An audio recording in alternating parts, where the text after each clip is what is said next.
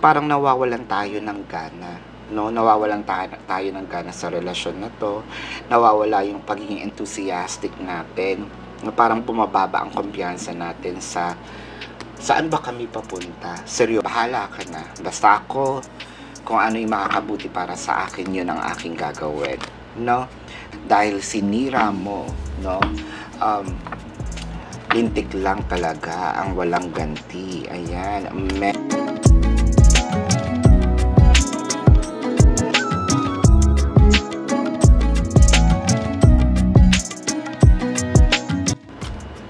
Hi Aries! Welcome sa inyong reading. Maraming salamat po sa mga nagpabalik, no? At sa mga bago po, don't forget to click the subscribe button. Don't forget to hit the like button. Mag-comment po kayo kung kayo nakaka-resonate, and let me know sa comment section yung istorya ng buhay, no?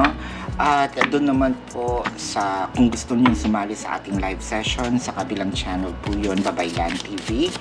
Ito pong reading na ito ay for April 1st to April the 7th, yung unang linggo, no? Umpisahan na natin. Wow, revenge, a bride in a cage, fated to suffer. Parang meron ditong Aries, matinding galit. Nako, iba pa naman magalit si Aries, no?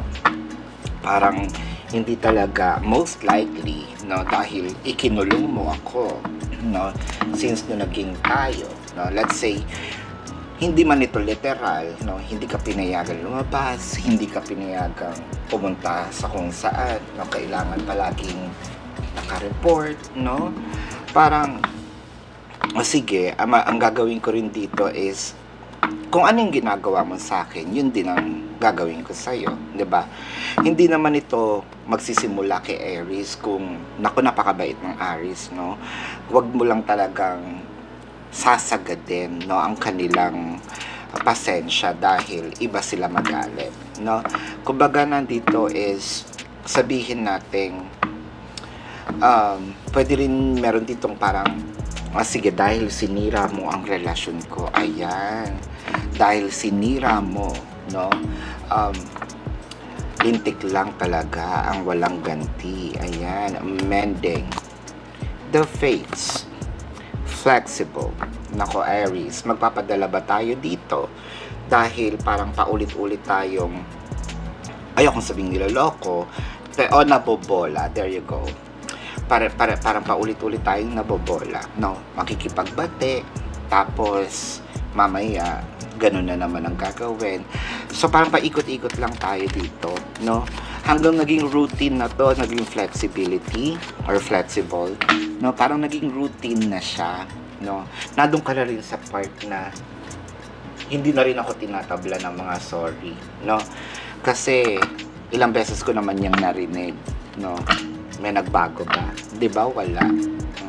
Ngayon, ang ginagawa mo dito is tinutuwid mo yung sarili mong buhay, no? Tinutuwid mo yung mga bagay-bagay na parang gusto mong sabihin, meron na rin ditong energy na bahala ka na. Basta ako, kung ano yung makakabuti para sa akin, yun ang aking gagawin, no? The Stars, the Four of Cups, the Strength card. Pero dumating kayo dito sa matinding overthinking, no? Dumating kayo dun sa matinding pagtitimpe, no? Dumating kayo sa part na una hindi muna ako nagsasalita, pero sumusobra naman yata, 'di ba? With the Stars in here, parang masyado ko yatang naibigay ang sobrang kabaitan, no? Kung makikita nyo dito sa Stars na to, diba, kumukuha siya, well, sa traditional tarot, dito din niya kinukuha yung tubig, pero binabalik niya. So parang, anong sense, no, nang minsan, ang nakikita natin, sayang yung effort. So parang ayun yung nangyayari. Sayang din yung effort na papatawarin kita, no? Sayang din yung effort na magsasang-ayon ako, mag-a-agree ako, pero wala din naman mangyayari. So anong sense nito, right? With the Ten of Cups and the Empress, ayan, Aries. So, ang nakikita ko dito para dun sa mga may anak, nako, baka masundan ito, no? Sa mga couples na. Dun sa mga hindi pa man kinakasal o hindi pa nagsasama, no? Parang nakikita ko dito medyo mag-ingat tayo kung hindi pa tayo ready, lalo na ganito yung sitwasyon, no?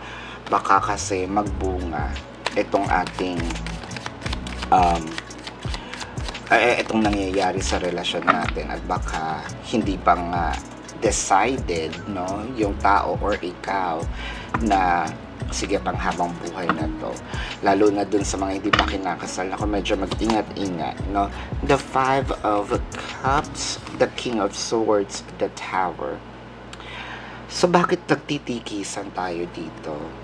Hindi lang naman si Aries, no, parang ang nakikita ko para magkalaban tayo, no?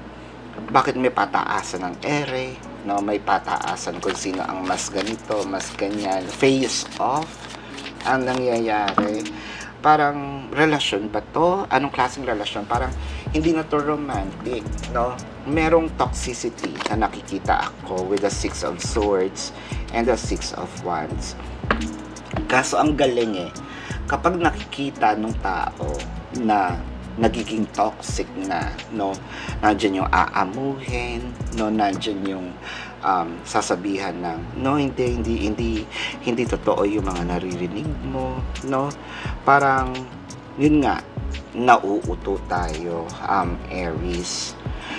With the 5 of Cups, parang pinagsisisihan mo, no, na bakit paano kami napunta dito sa sitwasyon na to?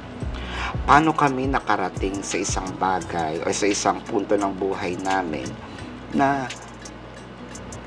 naging magkaaway kami, na naglalabanan kami.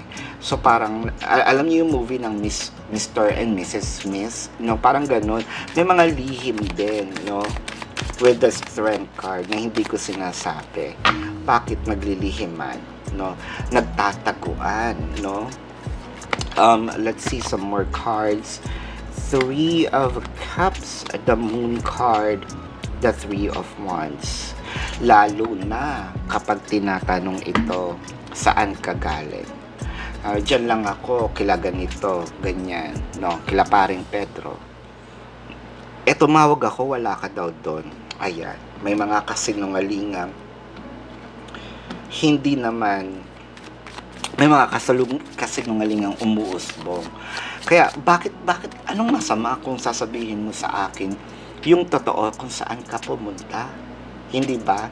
Ano bang tinatago? So parang nagkakaroon ka dito ng overthinking nga, katulad ng sinasabi ko, with a Queen of Cups and the 4 of Pentacles. Nako, eto na.